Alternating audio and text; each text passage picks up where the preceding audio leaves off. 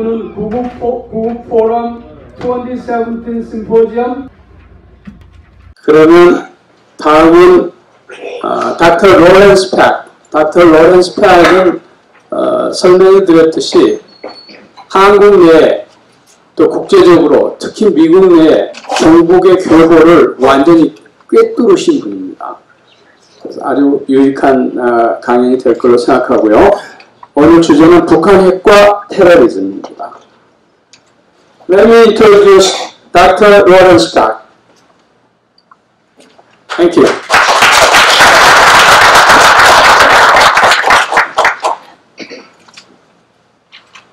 Hello? Yes. I want to thank all of you for attending. Oh, you're One thing. 닥터 팩의 내용은 아주 좋아서 아주 충실하게 번역이 필요한 연설입니다. 그런데 시간이 없기 때문에 오늘 통역을 하는 대신 조금 천천히 말씀드리라고 했습니다. 그러면 오늘 그냥 강연하고 끝내는 것이 아니고 오늘 강연한 그 내용은 더욱 충실하게 완벽하게 번역을 해서 뉴욕 방송에다가 그대로 싣겠습니다. 그럼 여러분께서 아주 충실하게 내용을 들으실 수 있도록 녹음하고 통역을 그대로 다 할 겁니다. 그러니까 그렇게 기대를 해주시고 여러분께서 액세스하는 방법도 다시 한번 제가 일러드리겠습니다.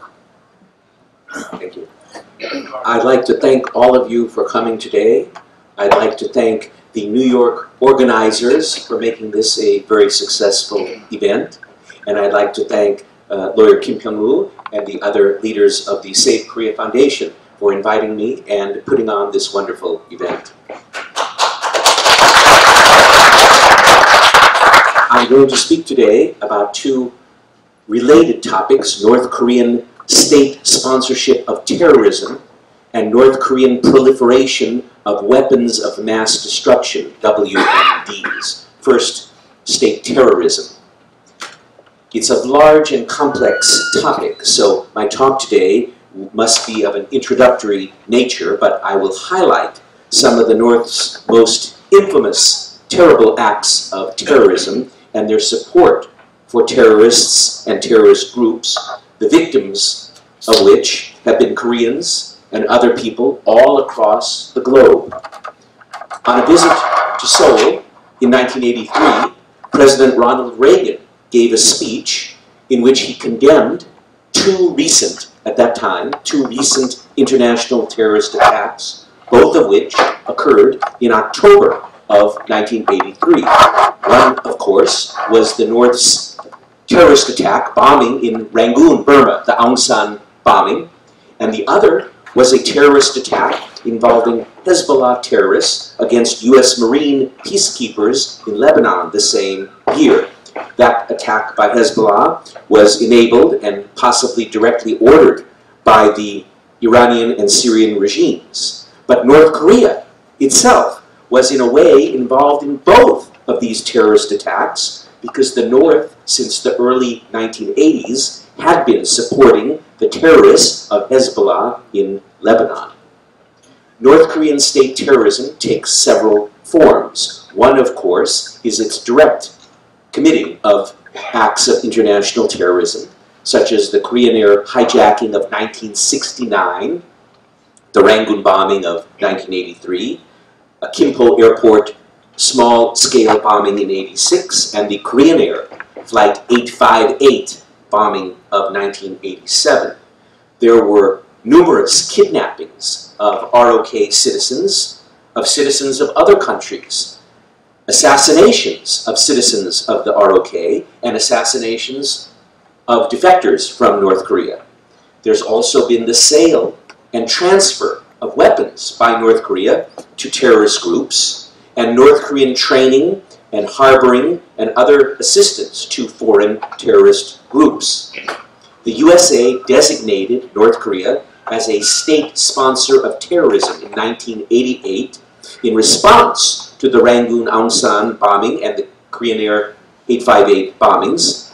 However, unfortunately, the North was removed from the US government list of state sponsors of terrorism in 2008 pursuant to a deal that the US made with North Korea at that time to provide data on its nuclear program.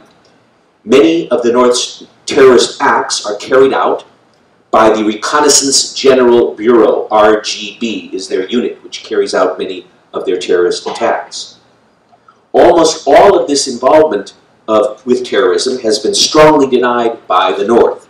In fact, just in last October, early October, the North made a statement that, quote, "It is the consistent stand of the DPRK government to oppose all forms of terrorism and any support to it," end quote.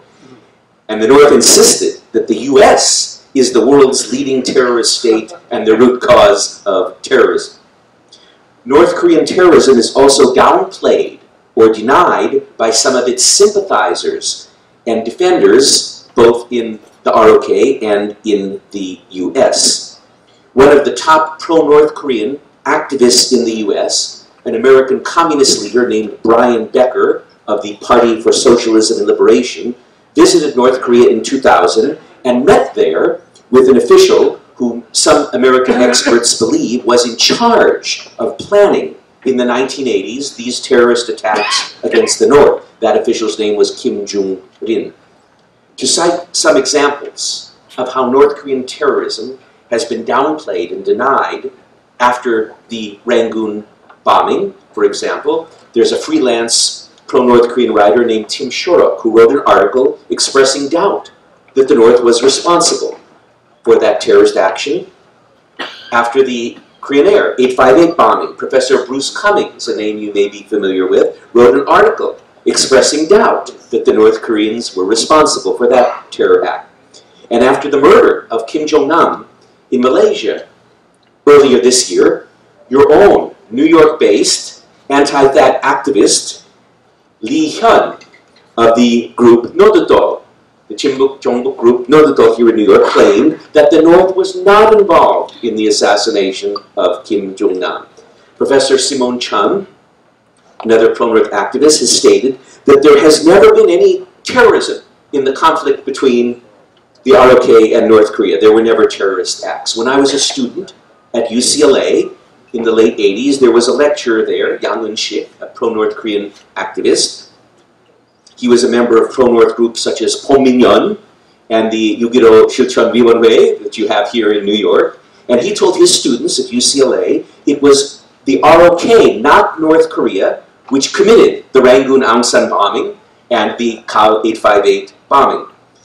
There's even a communist activist up in Ontario in Canada who recently declared that because the parents of Otto Warmbier had called for the US government to relist North Korea as a state sponsor of terrorism, that therefore that their parent, Warmbier's parents, were terrorists because they were calling for North Korea to be added to the list.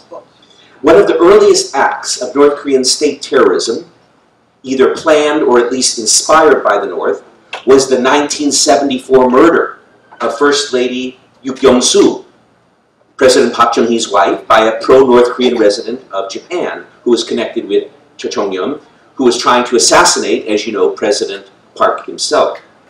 The North's first involvement with international terrorist groups may have been its training and support for some of the top leaders of the Fatah faction of the PLO, the Palestine Liberation Organization, in the early 1960s. Among the several hundred terrorists trained by North Korea from the PLO in the North between 1970 and 1972 was the leader of the terror team who massacred the Israeli athletes at the 1972 Munich Olympics. The North has provided support to and harbored terrorists from the Japanese Red Army terrorist group since 1970, when those Japanese terrorists hijacked a Japanese airliner to North Korea. At that time, the North also began its relationship and support for another Palestinian terrorist group, a communist terrorist group, the Popular Front for the Liberation of Palestine, PFLP.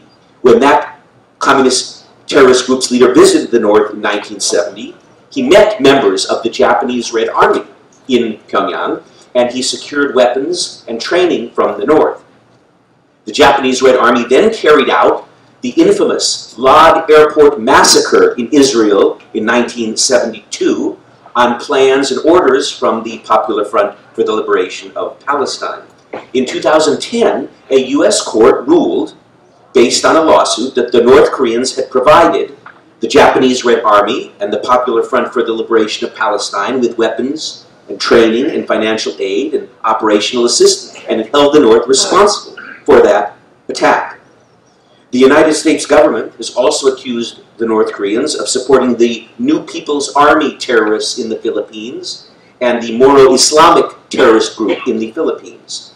The U.S. accused the North of funding a splinter group of the terrorist Irish Republican Army group by means of counterfeiting U.S. currency, and the UN in 2009 found that Iran had made a shipment of North Korean weapons to Hezbollah via Syria. In 2005, a North Korean official even threatened that his country may transfer nuclear weapons to terrorists. Since the end of the Korean War, the North Koreans have abducted a few thousand, several thousand ROK citizens. Many of these were returned eventually to the ROK, but there were several hundred who remain in North Korea against their will to this day. Many of these include ROK fishermen. Some were the crew of an ROK hijacked airliner, and others were Korean high school students who were kidnapped in the 70s and forced to serve as instructors for North Korean spies. As for international kidnappings, abductions, ones overseas, there were the famous case of the filmmakers, the directors Shin Sang-wook and Chae Eun-hee, who were kidnapped, as you may recall, by North Korean agents in Hong Kong in 1978. An ROK diplomat named Yu was kidnapped from Germany in 71. An ROK teacher kidnapped from Norway in 79. A Korean MIT student visiting Europe in 1987 was kidnapped. And in 2014, the North tried to, but failed, but tried to kidnap a North Korean student who was in France to bring him back. In 2002, and this is a subject which, of course, Professor Nishioka has been specializing in and campaigning about, in 2002, the North admitted, finally, to kidnapping unknown numbers of Japanese citizens during the 70s and 80s to serve as language instructors and to assist in the training of its espionage agents. In 2000, the North kidnapped from China and later murdered the U.S. Reverend Kim Dong-shik. Aside from the many Koreans and the Japanese it has kidnapped, the North has also engaged in abductions of Europeans. They've kidnapped Middle Easterners, Southeast Asians, Africans. Nations ranging from France to Lebanon, Romania to Thailand have had their citizens kidnapped. The Congressional Research Service of the U.S. has noted reports that the North has been training and arming Hezbollah terrorists since the 1980s and has been training its terrorists and its leaders in North Korea itself. The North has, according to Israeli sources, sent terrorist trainers to Iran. Since 2000, the North sent terrorist trainers also to Lebanon to build bunkers and tunnels there in Lebanon for Hezbollah. The North has been reportedly supplying long-range artillery rockets to Hezbollah through Iran and through Syria. The North has also been assisting a terrorist group in Sri Lanka, the Tamil Tigers, and some shipments that the North was sending there of arms were intercepted.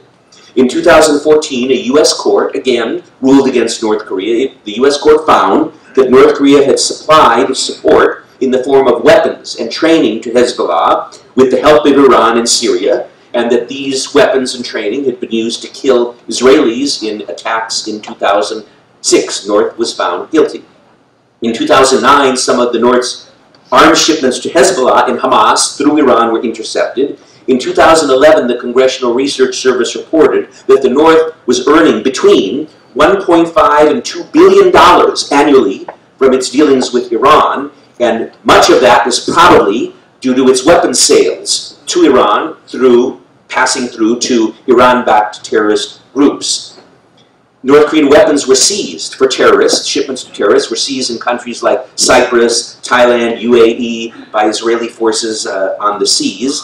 And in 2011, it was reported that the North sent experts to help build Scuds in Syria, which were shipped to Hezbollah, Scuds. In 2014, it was also reported that the North provided Hamas, the terrorist group, with rockets, communications equipment, and assistance in building tunnels, all used for attacks on Israel. The North has also had a long-standing relationship with the Quds terrorist force of Iran's Revolutionary Guards.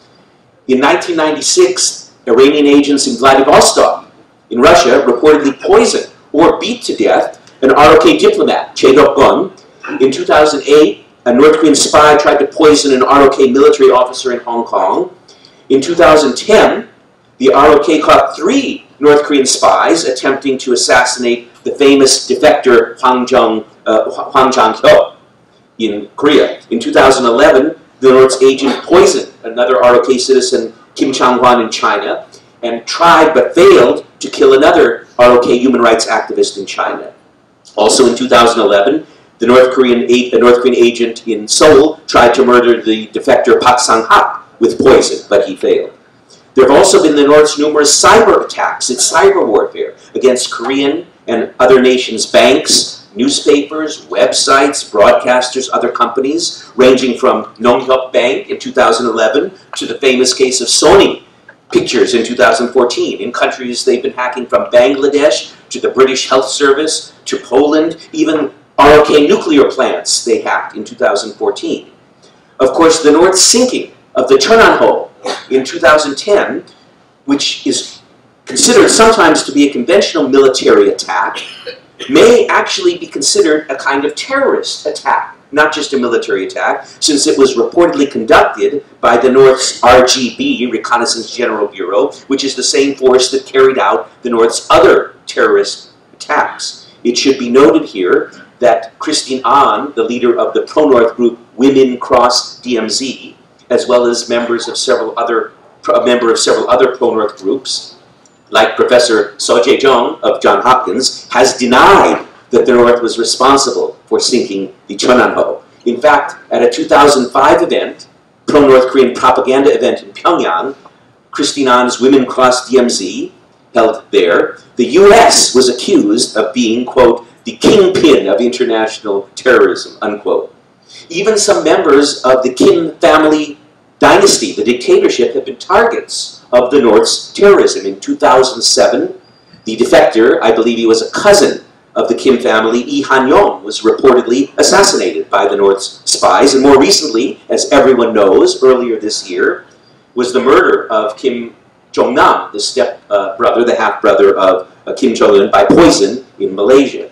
Thus, the North's state sponsorship of terrorism is kind of a reflection, it's symbolic of, and perhaps a natural result, a natural consequence of the North's terrorization against its own people.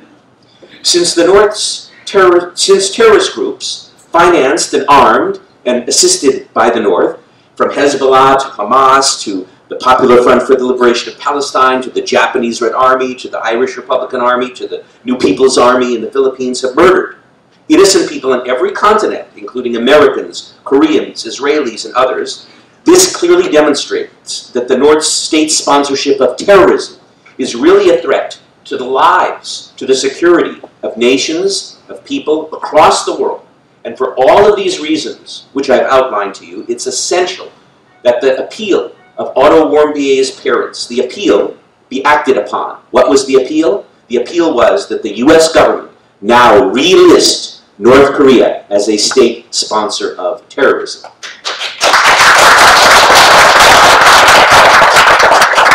Now I'll go a little bit, in conclusion, the second part of North Korean proliferation of weapons of mass destructions, WMDs. This is also a complex topic, so my talk will be very introductory. I will skip any technical details because I'm not a technical expert, but I'll highlight some of the North's major attempts, successful and unsuccessful, to provide some of the worst rogue regimes in the world, which are its close allies with these very dangerous weapons, including missiles, long-range, chemical weapons, nuclear weapons-related technology.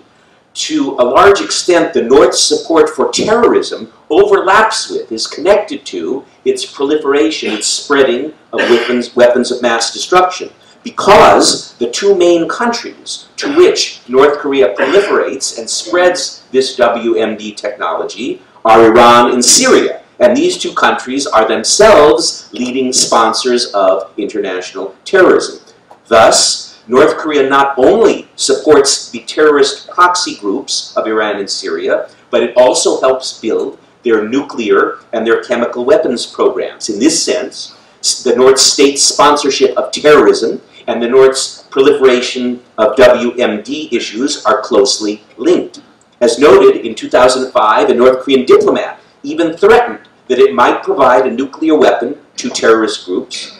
In the early 90s, the North made a deal with Syria, a deal by which the North helped Syria build its missiles in a production facility. In 2002, they signed a formal deal for this joint development of WMD-related technology. In recent years, the most serious example of the North's proliferation of nuclear weapons technology was in the North's substantial assistance to Syria, because they built for the Syrians, you may remember, and operated for them a nuclear plant, which the Congressional Research Service and the CIA reported had the sole purpose of producing plutonium for nuclear weapons. You may remember the Israelis bombed and destroyed this nuclear plant, North Korean-made nuclear plant in Syria in 2007, just like the Israelis in '81 bombed the Iraqi nuclear plant. The CIA reported that this North Korean-built nuclear reactor in Syria was an exact copy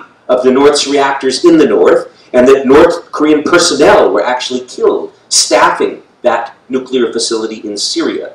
It is reported that Iran paid for that North Korean nuclear venture with Libya to the amount of $1 billion.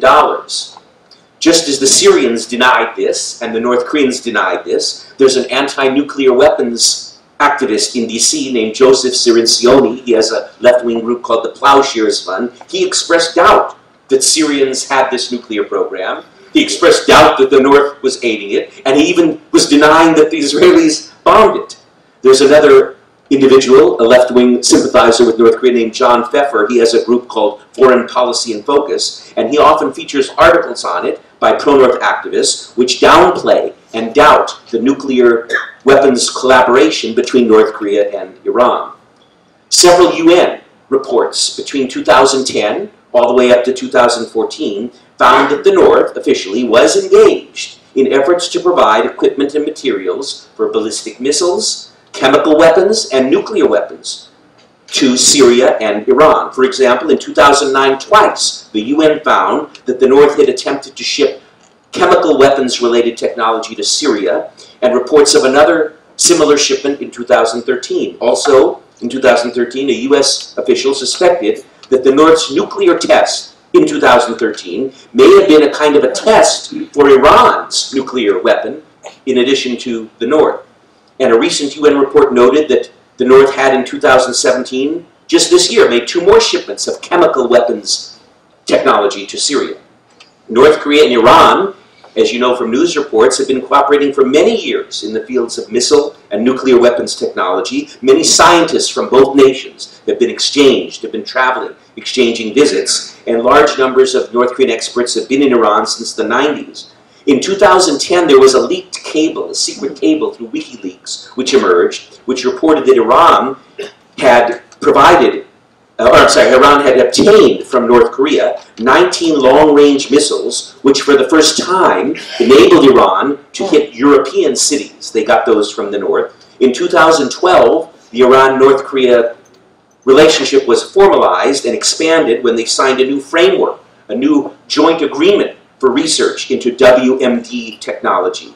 To cite 2 examples of the results of this collaboration, Iran has what they call a Shahab-2 missile, which is modeled on a copy of the North's Hwasong-6 missile, and Iran's Shahab-3 missile is based on the North's Nodong missile. They're copies, the Iranian missiles, of the North's missiles. The head of Iran's highly enriched uranium program visited North Korea in 2013 to observe the North Korean nuclear test of 2013. Iranian experts have also been present at the North's 2 earlier nuclear tests, but prior to 2013, and US experts believe that some of the missile components were shipped by the North to Iran and assembled in Iran by North Korean technicians who were there, and they may have the same kind of deal with Syria. They ship the parts and components to those countries and they construct them there. In September of this year, CIA Director Pompeo was testifying, and he said, or actually he was on a news program, and he stated that considering, when he thinks about the long history of North Koreans' nuclear and chemical WMD proliferation, and when he considers the North's collaboration with Iran, he, the CIA director, said it is likely that North Korea may share its nuclear weapons technology with Iran. Some experts believe, in fact, that the Iranian ballistic missile program, their missile program, like Syria's chemical weapons program, would not really exist at the same level it does today without having received all the help they got from the North Koreans. What emerges from all these reports and all these studies and all these facts I presented to you is that there's a three-way nexus, a three-way relationship between North Korea, Iran, and Syria for the development of ballistic missiles, chemical weapons, and nuclear weapons technology, with the North now serving as the key partner for Iranian and Syrian WMD programs. As noted earlier, this connection, this nexus, which, to borrow a phrase maybe we can call the axis of evil, if you remember that phrase, extends also to the three nations, Iran, Syria, and North Korea, support for terrorist groups like Hamas and Hezbollah. The North's proliferation of weapons of mass destruction to these rogue regimes in the Middle East, and the North's state sponsorship of terrorism demonstrates that the North's nuclear program and its long-range missile development pose a serious and an immediate and urgent threat not only to the ROK, not only to Northeast Asia and Japan, not only to the USA, but a threat to the whole world. For all of these reasons, it is essential that the North not be allowed to remain a nuclear weapons state. Thank you.